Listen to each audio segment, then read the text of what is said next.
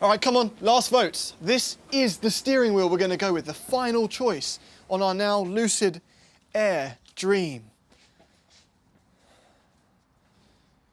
Okay, 4-1. It looks like we're going with something conventional, not something stupid or idiotic. But now it's time for the big one. We're not alone in the EV world, okay? There's a number that everyone's going to be talking about. You know it. Horsepower. We need to pick a number that's going to accurately reflect our values and our product. We're going to do 4 options: 800, 900, 950, and the big one, 1,000.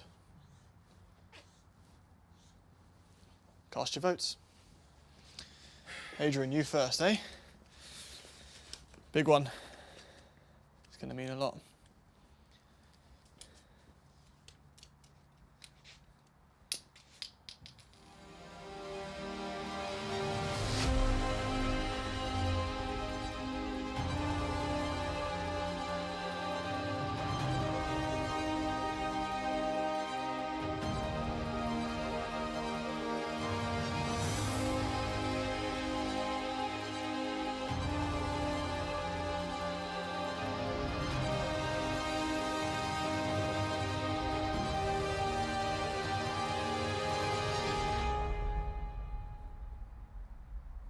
You can't vote for all of them.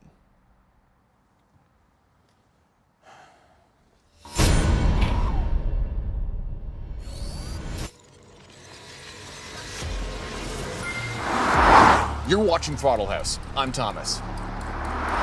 And I'm James. And this is the Lucid Air Dream P. When Thomas says Dream P, he doesn't mean like when you wet your bed when you're 4 years old. He means performance.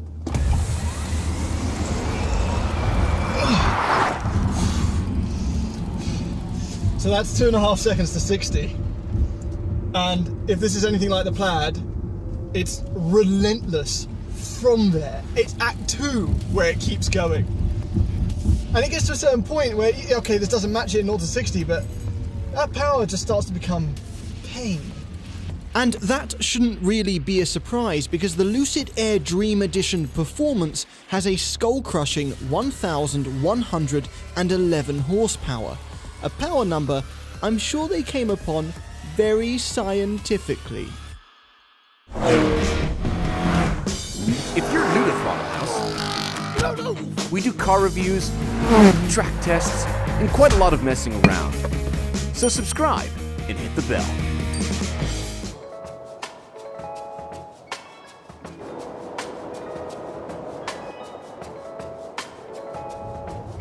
And even though it's 400 pounds heavier than the Plaid, it's still shockingly quick in a straight line. And there's no funky increased artificial sound like a Taycan or the EQS. It's just motor whine, but it sounds pretty cool. It's like a Formula E car. So I'm in sprint mode right now, which is the only mode that uses the full 1111 horsepower. Any other mode only has a maximum of, I think, 784 horsepower. Think of it as like the black and red key for SRT and Dodge. This is red key mode. And that speed is available to you immediately. You know, in a combustion car, there's a torque, it builds. This, you put your foot on the floor, and suddenly this over 5,000 pound machine is flying. And on these canyon roads, that can be a little bit scary. It's pushing me back into my seat, and I'm losing grip on my steering wheel as time goes on because my hands are getting sweatier. And driving it, I'm quite surprised actually, because apart from the fact that I'm granted the beauty of a full 360-degree wheel, there are quite a few similarities between this and the Model S Plaid.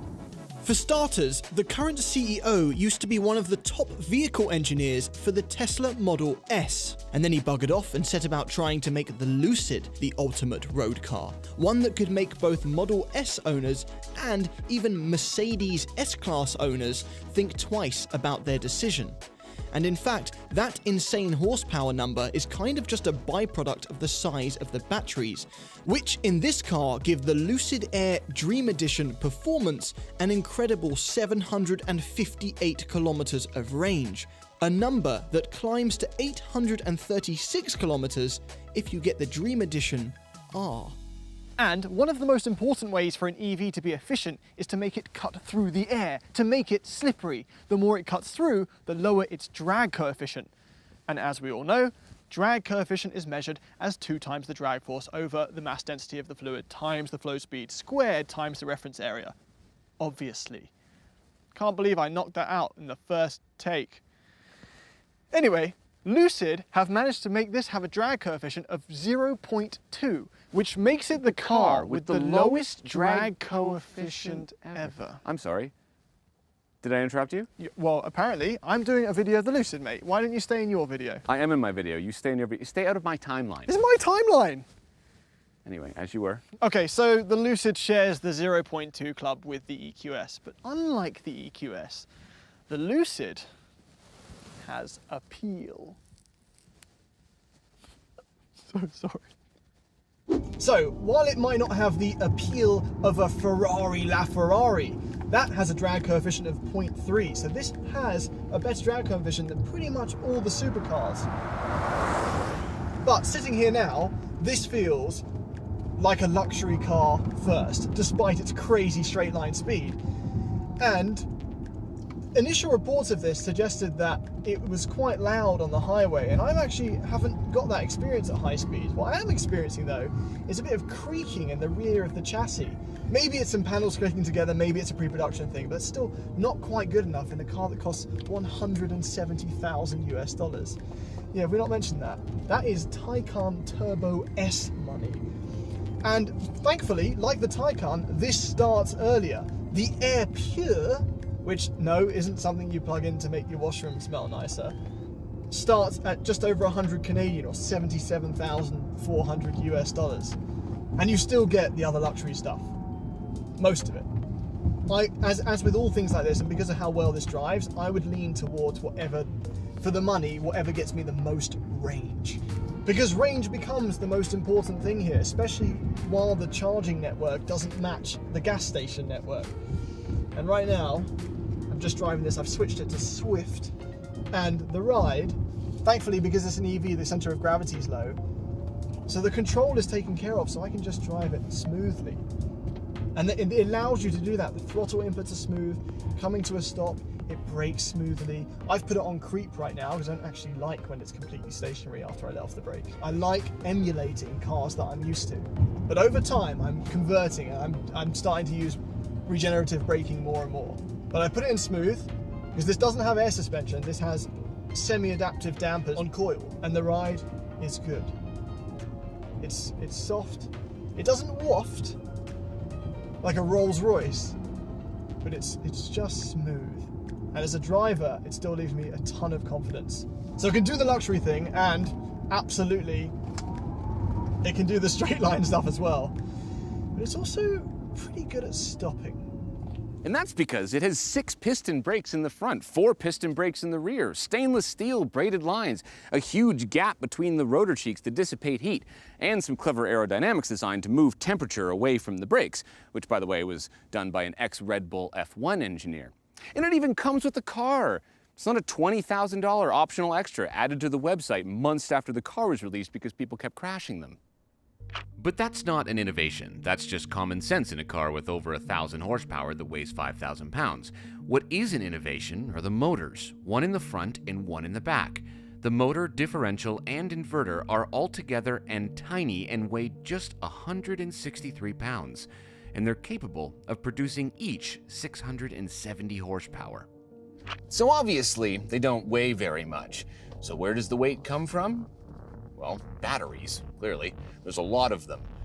At least they've packaged them in an interesting fashion, and they're not taking up very much space, and they're liquid cooled in a cool way as well. The liquid kind of runs over top of them.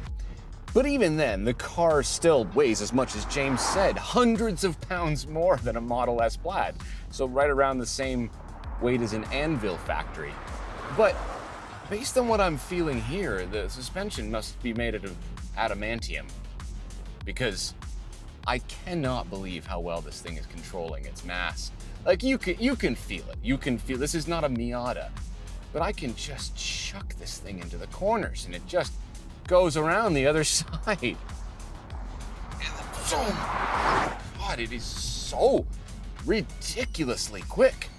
There is traction control and you can turn it almost all the way off. There's still a little bit of traction control intervention even in off mode, but you can spin the tires. Lucid's released some pretty dope footage of this thing doing 4-wheel drifts, but oh yeah, see, when it's off now, I can feel it spinning its tires. It feels wrong to be able to chuck a thing like this. Now, the front seems to give up the ghost first before the rear, based on what I'm feeling here. But one thing that I am feeling is confidence. Just so much confidence in the steering and the chassis and the brakes. Brakes are good. Like, I'm dumping this thing. I'm just dumping 5,000 pounds back to slower speeds over and over again, going into these corners, making myself a bit sick if I'm being honest.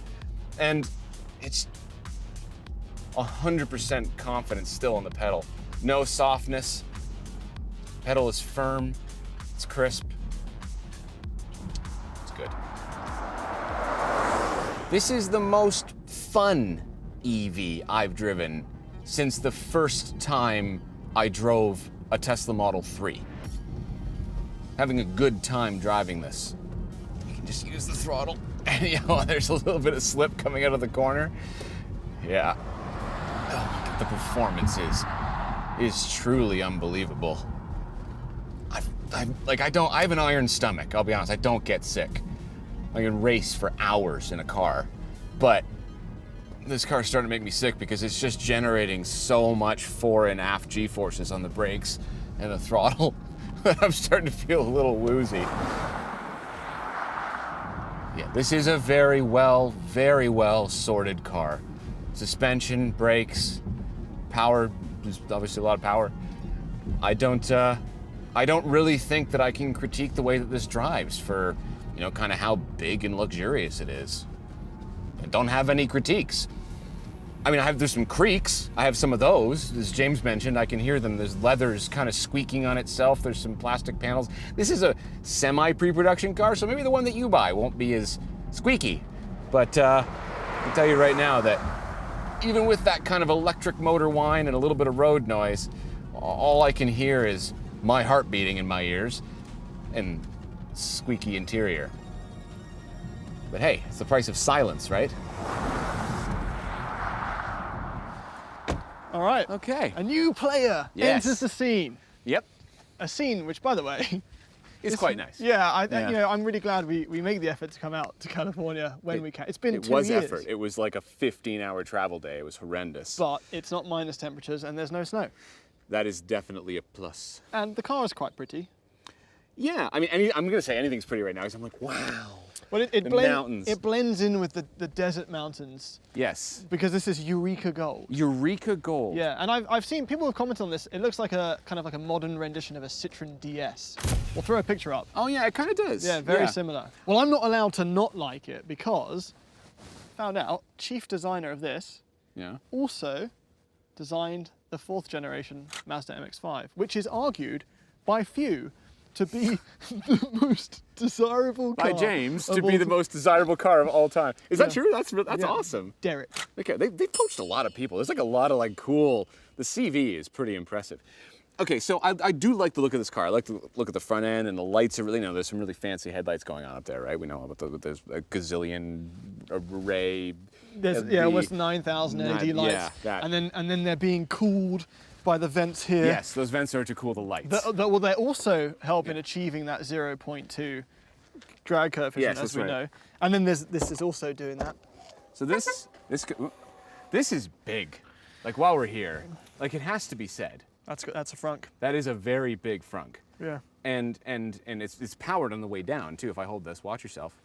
Will it Okay. will it auto stop? I don't know. Let's not find out today. Whoa. Let's not find out. Anyway, I want to say, like, so the trunk is really cool, but I don't know. I think that if they did like a shooting brake version of this, Yes. That would- And if you look at this, made a fart noise. if you look at this as the profile with the trunk up, you can actually see what the you shooting can like brake- picture what it would look like, right? Yeah. But this is neat because there's no like ledge. You just put stuff in, and there's another storage bin underneath here. That right? is quite shallow though. It's wide, and then it cuts in. So Yeah, I mean, well, there's lots of space inside as a result, right? So, Anyway, I do like it. ponder me this. Yeah. Why, if, as you said, they put so much work into the brakes and Yeah. why have they hidden them with what appears to be not very good looking wheels? I think- Well, I'll tell you that because they're more aerodynamic, so you get better range. But then, if you need to, you can just do this. What do you do? What are you doing?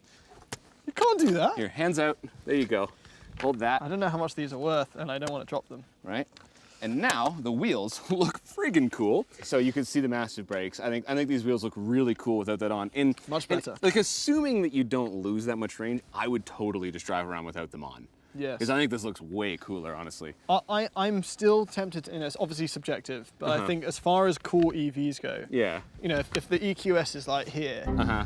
I still think that Taycan Cross Turismo is up here. Like visually, you mean? Visually. It does look very, very good. But yes. it doesn't have the room that this has on the inside. We can go look? Yeah.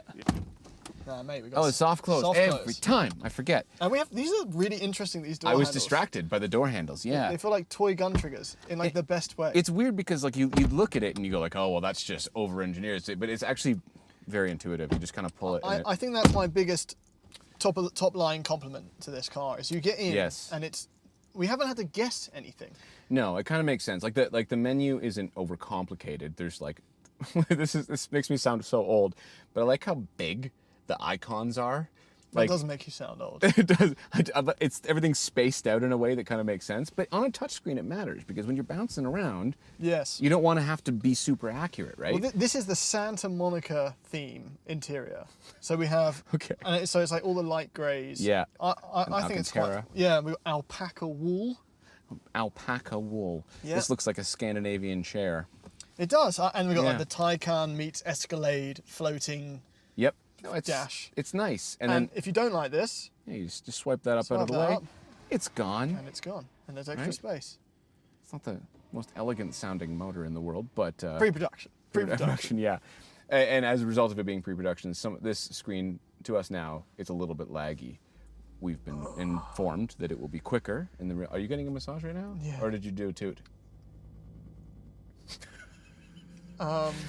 Women are going to like this car. That is quite a vibration that's happening Yeah. there. How do I turn mine on? Women are going Where to do like I- this car a lot. Where is it? Where is it? Unwind. Whoa. It's aggressive. It's really aggressive. Yeah. They've obviously partnered with Victoria's Secret. They have? Yeah. Stop looking at me like that. Turn it off. Why are you stop massage? Abort. It's Abort. like eating a banana and looking into the eyes of. You can't do it. You can't get a massage in a Lucid and look at someone. No, you can't. Okay.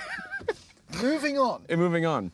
Speaking of California. Yeah. California, I feel like gets a bad rap as being a pretentious, better than everyone state. Yeah, and that certainly hasn't happened here in No, no way definitely because not. they definitely added Apple Yes. CarPlay So- and didn't just shoehorn you into their Lucid has followed tech. suit with Tesla Yeah. and I think Rivian, At this point, anyway. where you don't get CarPlay or Android Auto. Maybe available later on. We don't know yet for sure, but CarPlay and Android Auto is like the best thing to happen to modern car it's interiors. so easy. And they just haven't done it Yeah. because, I don't know.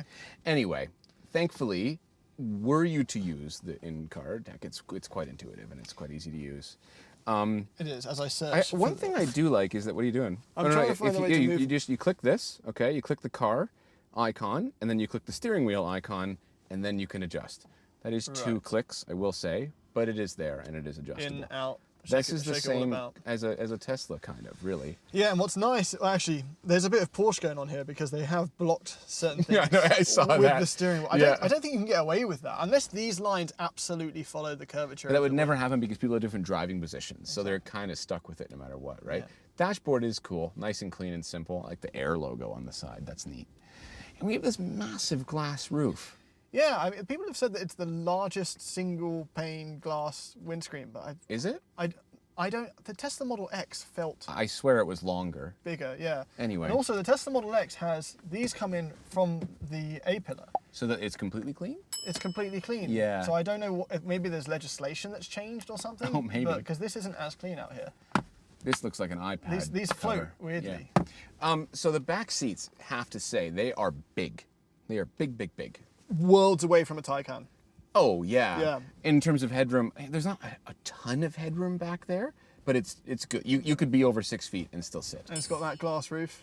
Yeah, it is very nice. And like the glass roof is nice because you have this like big pillar of Alcantara in the middle. It kind of looks very classy. And they're nicely tinted as well. Like, Yeah. because people are concerned about that in the Model 3s and the Teslas. That Yes. it's just going to be sun all the time. It's Yeah. UV, yeah. I'd like to see a Magic Sky type of thing, like at some point, right? That Mercedes kind of has the Magic Sky down. Where you but press don't forget that's in a very small piece of glass compared to this, right? It'd be very difficult to do that type of technology. enough. So, So the Magic Sky, if there's you're the not aware, future. There if you you're go. not aware of Magic Sky, Mercedes has a thing where you press a button and literally the glass goes dark. That's cool. Kind of like in the fancy new aeroplanes. Oh yeah, that's true. But what else is going on here? We've got these buttons, which look like they would be capacitive touch, but there's a click. An actual click. Oh, an actual physical. An thing. actual Speaking of actual physical buttons, this is nice, right? We've got like just the three things that you need: the fan, the temperature, and the volume are just physical. Yes. Right, just keep like that's the bare minimum of what I want to be. I would also add in personally a heated and cooled seat button, which this does have, but you got to go into the menu to do it. Yeah, I mean, there are things that this is missing in my mind. Like, for 230 grand Canadian, It's a lot of money. this is the performance one. Look at the pedals. Yeah, Could have done some reminds fun me of stuff. driving school when like Like- they have the pedal over here that they use. That's Yeah, what that pedal looks like like. if VW ID4 has the play and the pause of fun stuff, like Lucid could have had some fun. Yeah, with it. yeah, it could be. But I think they have done a great job with this wheel. It's It looks very nice. yeah. Is it does. 2-spoke or 4-spoke? How does that work? Oh, interesting. Is that a philosophical question? I feel like it's a 2-spoke identifying as a Yeah, 4-spoke. That's right, it does. No, I like it.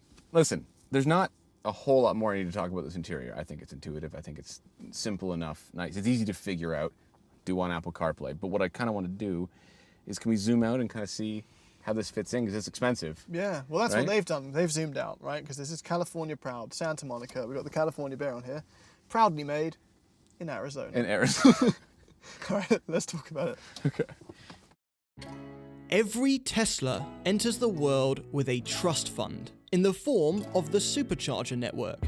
It's an added advantage, one that requires the alternative EVs to be scrappier, hungrier, more innovative. Not just as good as, but better. Thankfully, the Lucid Air appears to rise to that challenge. Is this the perfect EV sedan? No, but it might be the closest we've seen yet. That said, it should be, because for the average buyer, it's still prohibitively expensive, even in base form. However, if the technologies and innovations made here are able to trickle down to lower-priced models in the future, you might just be looking at the brand that can give Tesla a proper run. Thanks for watching.